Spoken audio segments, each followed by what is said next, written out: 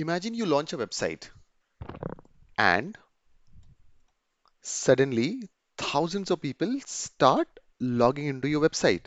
You get requests from thousands of people from all the locations. So my question is, what will happen? Does your single server handle the request or does it crash? Or does something magical happen and all the requests gets aligned to your website in a very proper sequential manner? So this is where load balancers come into play. The behind the scene heroes that keep the websites fast, available, and alive. Hi everyone, my name is Ashish, and today I'll give you a super simple, high clarity explanation of load balancers. Let me write the load balancers for you. And what are we going to understand? We are going to understand what are they, why do we need them, and how the different types of load balancers are available in the market and what are they used for. Great, so let's start. So let us first understand why did load balancers come into picture. So we'll understand a simple analogy. So for example, let's say there's a restaurant. There's a restaurant and there is a kitchen of the restaurant. And there are, let's say 10 people who want to place their order. So now currently all the 10 people are directly accessing the restaurant kitchen to get their order catered. So this will result in chaos. The restaurant would not be able to cater all the 10 people simultaneously. So what is the solution? So the solution is, let's say we can put in multiple kitchens at the back end to handle multiple orders, right? So let's say this is kitchen 1, let this be kitchen 2, and let this be kitchen 3. Now imagine again there are 10 people at the same time who wants to place an order.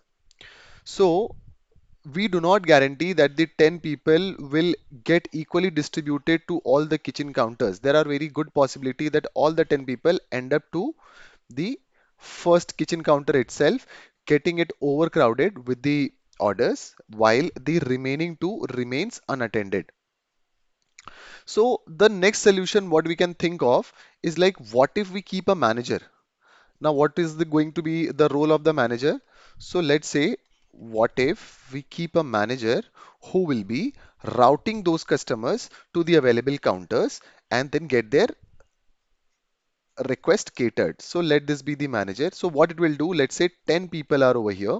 So 10 people talk to the manager and the manager sees which kitchen is available and routes the customer to that particular kitchen. Let's say the kitchen 1 is available. So the first customer gets routed to kitchen 1. The second customer gets routed to kitchen 2. The third customer gets routed to kitchen 3, and likewise when after serving the first customer the kitchen 1 gets free, the fourth customer also gets routed over here. So this is the analogy. Consider that 10 people are the users or requests that comes down to your website.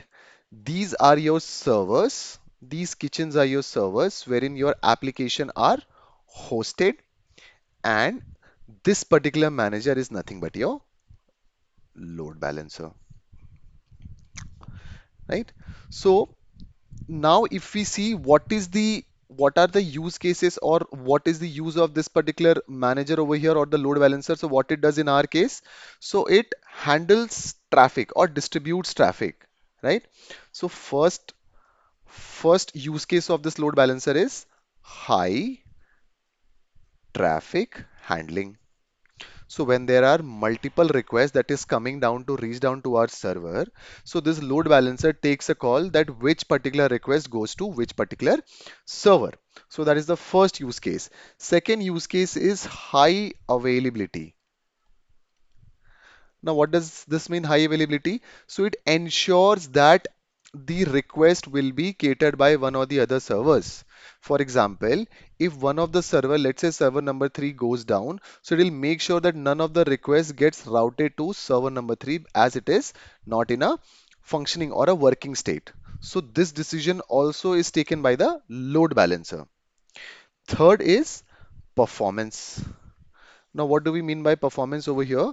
So the performance over here is like, for example, we get multiple requests and those we get multiple requests, and those requests get catered by the servers, right? So the request, each and every request gets catered. So here we are considering balanced traffic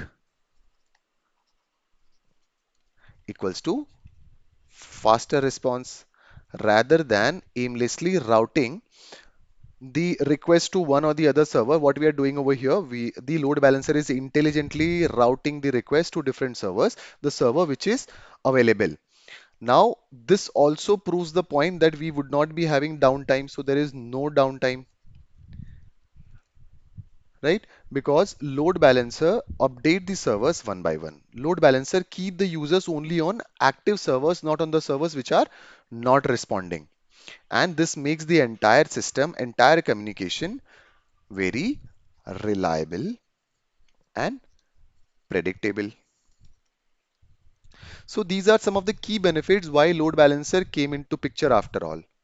Now I believe you all will be curious about the question that how do the request, or what kind of algorithm does the load balancer uses to route the traffic to multiple servers.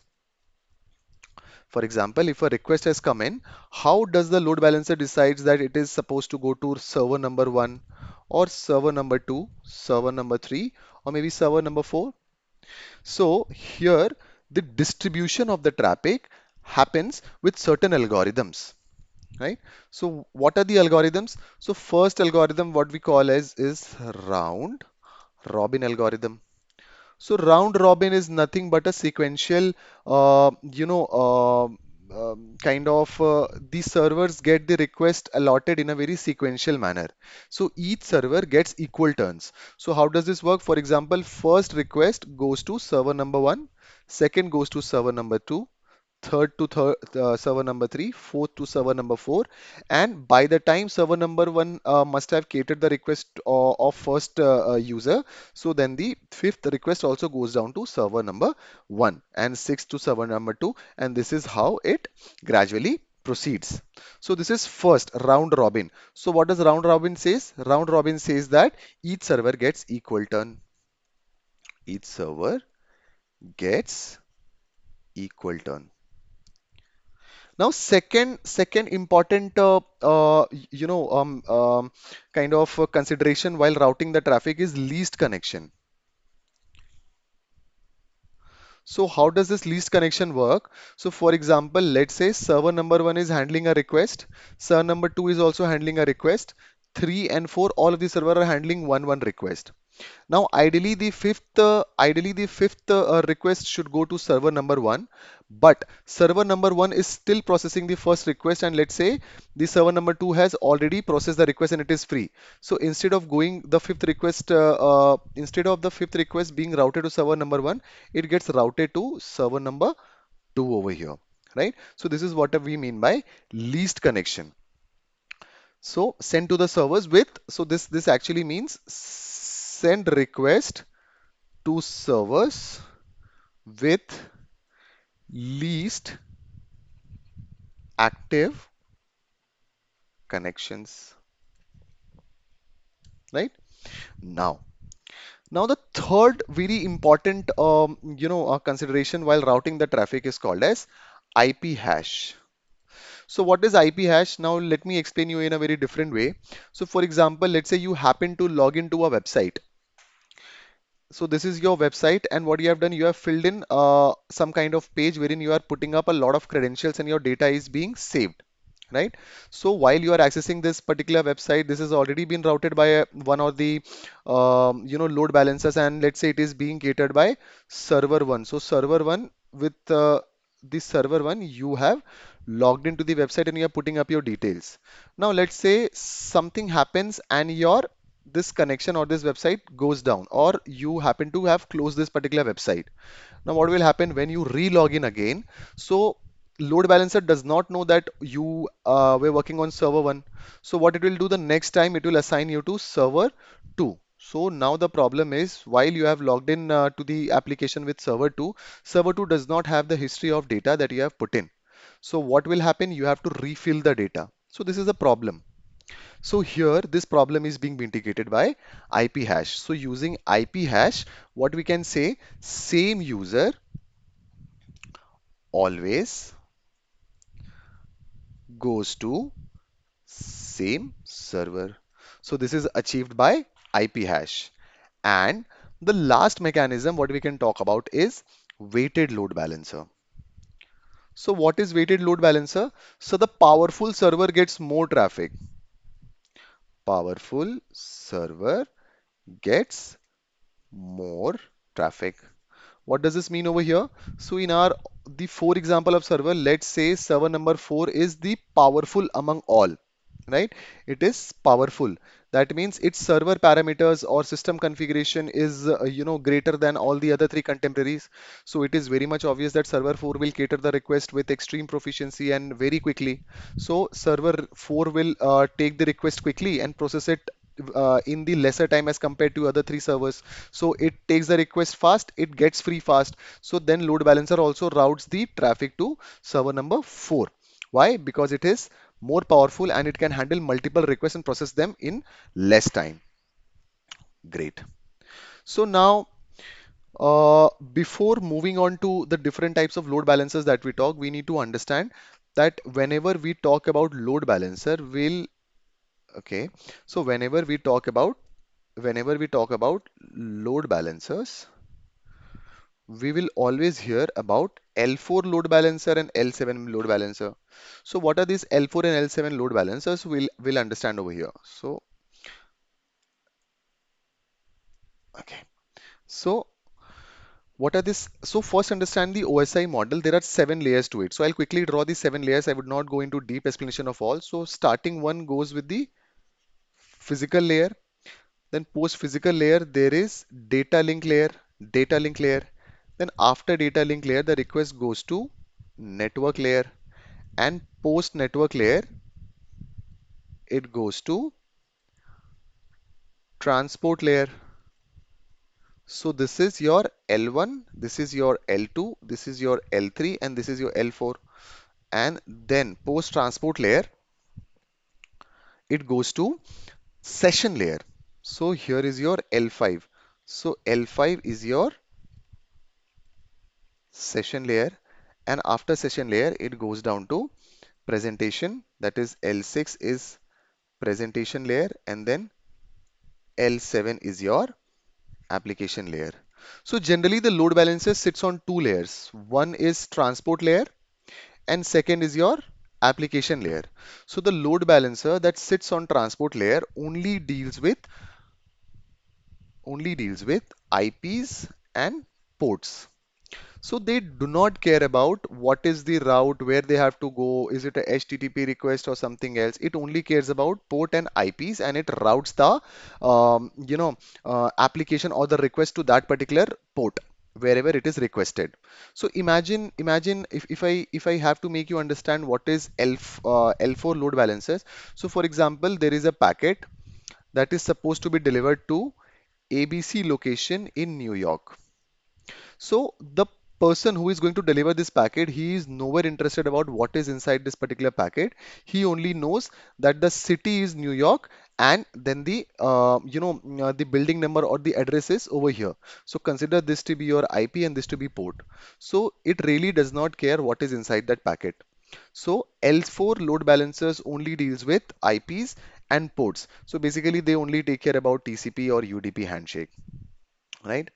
Now, so, and what are application load balancers, like the load balancers that work on L7?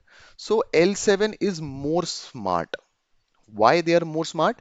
Because they happen to understand HTTP or HTTPS request. What kind of request is it? Is it coming from a secure connection or a non-secure connection?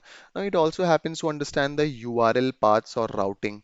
So what are the URL paths or routing? So for example, let us say there is this particular IP followed by slash API. So it is intelligent enough to understand that this particular request will go to your API servers, right? For example, if there is a this particular IP followed by UI, it is again intelligent enough that it will not route it to API servers but to front-end servers. So this is what L7 means. So L7 is far more intelligent as compared to your L4 load balancers. So if you have to understand, let's say you happen to go to a building, right? Building, a corporate building, and then the first person you will interact with is the receptionist. So receptionist is comparatively more smart as compared to the postman. Why? Because when you go down to the receptionist, she will ask you whom do you want to meet? Do you want to meet the HR? Do you want to meet the finance section? Do you want to meet the CEO of the company? Or do you want to meet someone else? You have to wait in the waiting room or something like that. So he has got a lot of information about the infrastructure, that where this particular person is supposed to be routed to.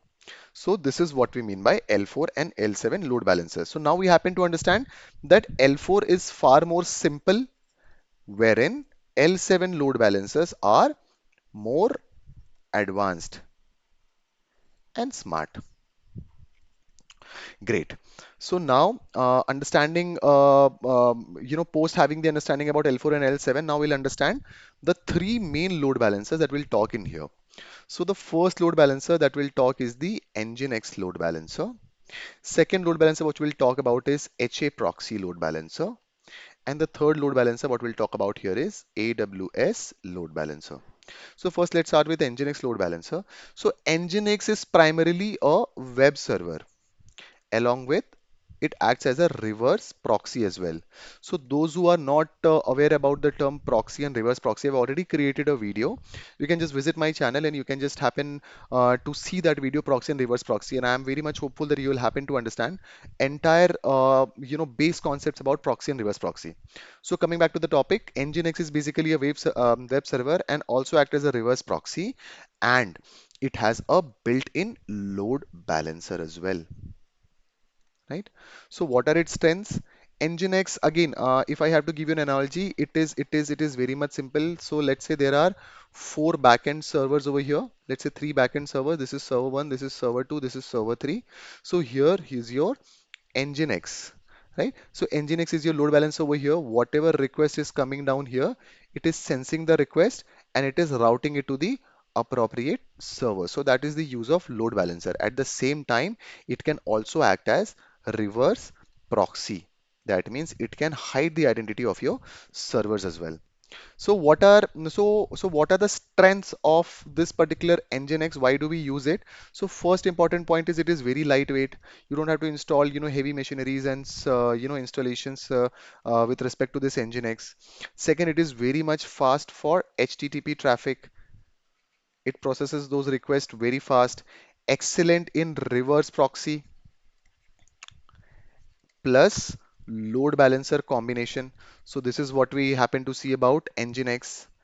And then what kind of what are its use cases? So it can be used for web apps, for example, microservices we are deploying, then microservice routing can be done by this particular Nginx. Then again, local developments and small to medium scale production workloads. So these all use case can be taken care easily by Nginx. Now you must be having a question that recently, just before this topic, we happened to talk about L4 and L7 load balancers. So what category does this Nginx load balancer fall into? So Nginx load balancer fall into L7 or application layer load balancers. Why? Because it understands. So load balancers, so Nginx over here understands your URLs, like what URLs you want to reach to, then it understands your cookies, right? What data have already been consumed. Then there are routing rules, what kind of destination or what kind of path you want to go into, and it also takes care about authentication, right? So this is when we use Nginx. So Nginx is super easy to configure. In the upcoming video, we will do an entire demonstration of configuring an Nginx load balancer, and then we'll be running up these servers and we'll try to understand how does load balancer actually work. Now moving on, the second load balancer that we'll be talking about here is HAProxy. So HAProxy is, a specialized load balancer that is only designed for one purpose, that is to, handle high volume traffic and at the same time reliable traffic distribution. Traffic distribution. Right? Plus, since it handles high volume of traffic and reliable traffic distribution, it also has a third quality, which is low latency. So latency is how quick your request is getting processed by the server, right? So these three reasons, these three are very strong reasons why this HAProxy load balancers are generally used for enterprise application, enterprise level applications, and mainly for production workloads. So for example, the sectors wherein HAProxy load balancers are very efficiently and very commonly used are, for example, banks. Banks heavily rely on HAProxy or load balancers. Then there are stock exchange where there is real-time data, incoming and outgoing requests. So these all requests and high volume data is efficiently handled by HAProxy. So stock exchanges is one of the options. And then there is also telecom companies where millions of requests are processed per second. So these are some of the places where this particular HAProxy load balancer is used. Now, what are some of its core strength? So core strength, as I talk, so the core strength is it can handle millions of requests per second. Great, right? And while handling these millions of requests per second, it is extremely predictable too, with no vulnerabilities. Why? Because it has got built-in advanced algorithms. Remember the algorithm that we talked about, round robin or IP hash or weighted server, something like that. So it has got built-in. And one of the best part why it can be used in the enterprise level application is that it can support both L4 and L7. So for L4, it is super fast TCP load balancing, and it doesn't look for HTTP content. It only looks for IP plus port plus TCP UDP protocols, and then it routes the request. So extremely fast. While it can also act as L7, wherein it will inspect the request, it will understand like, what kind of path does it have to go and other details, right? So it can act as both. And as I said, it is generally used in the sectors wherein there are high volume of data or high volume of requests, real time, when the real time request is supposed to be processed. So this is where it is supposed to be used.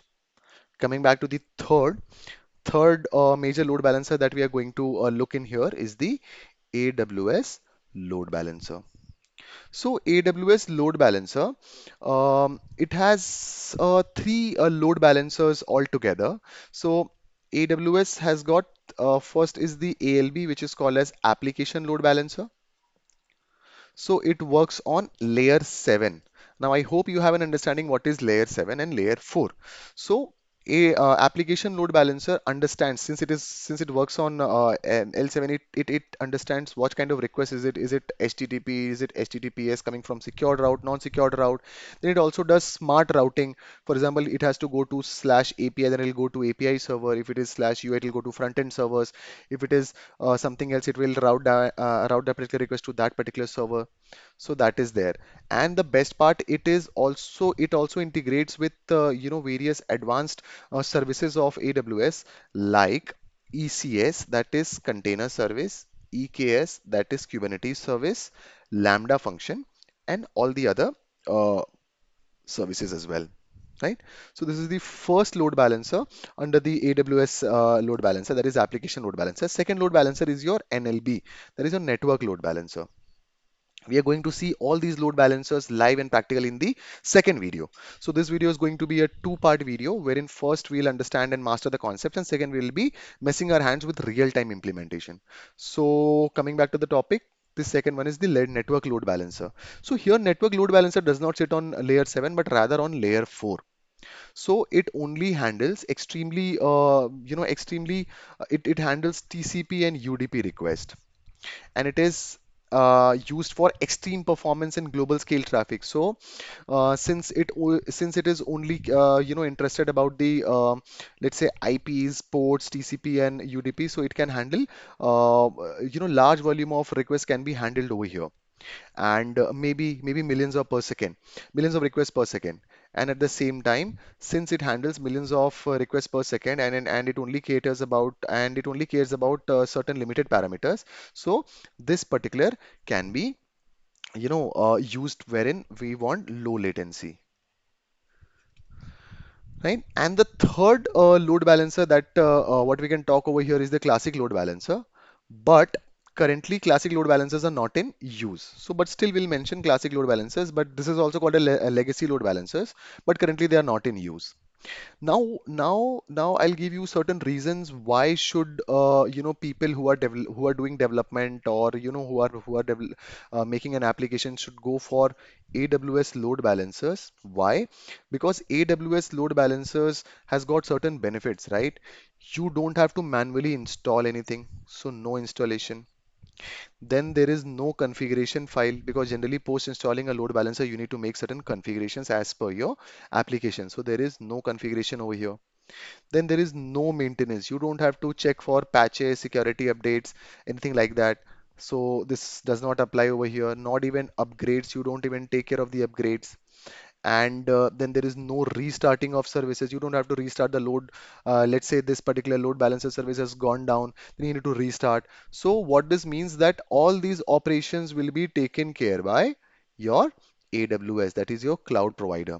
So that is one of the best part of using the AWS load balancer. And so we can say that it is fully managed. And at the same time, they also auto scale. So it is one of the beautiful feature of AWS load balancer, that they auto scale. So what do we mean by auto scaling over here? So let's say your traffic currently is 100 requests per second, and then immediately it spikes up to 1 lakh requests per second. So here AWS load balancer will scale automatically, but your NGINX and HAProxy would not scale. So that's the best part.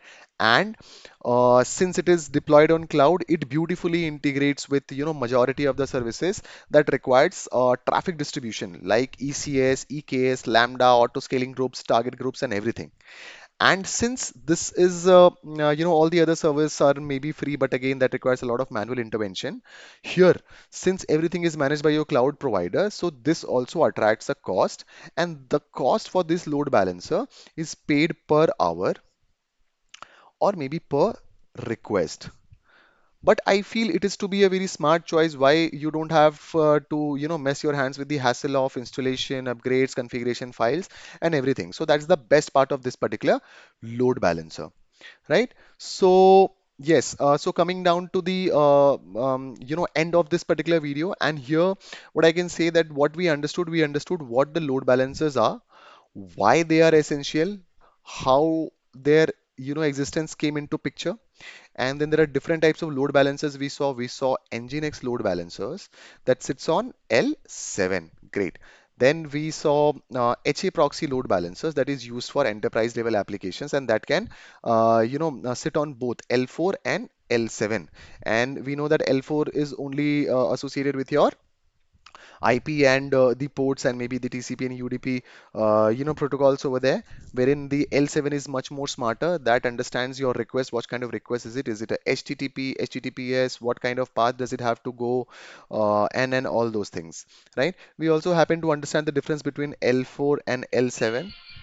We also happen to understand the difference between L4 and L7 as well. So I hope that the foundation of the load balancers has, you have understood this particular concept really very well.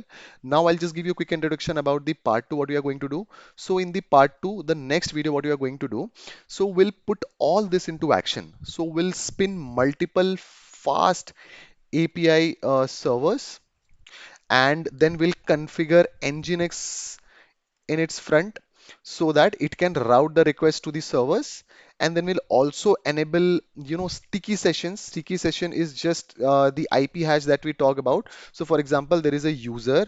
If the user has logged into server 1, and if it logs out, then the next time when the user logs in, we'll make sure that it logs into server 1 only. Its request does not get routed to any other servers. So that is the sticky section. That is what we are going to see. And so fast API servers spinning up, then we will be configuring NGINX, then we'll also see sticky sections, then we'll also perform failover testing. Failover testing. Like for example, currently it is, let's say, 10 requests per second, and immediately we'll jump to 1,000 requests per second, and we'll see like how our servers perform. So these all will be the practical implementation of what all we have understood in this particular video. So I hope you like this video, and I'm very excited to see you in the next video, wherein we'll be doing a practical demonstration of what all we have learned here. So thank you for watching, and see you in the next video.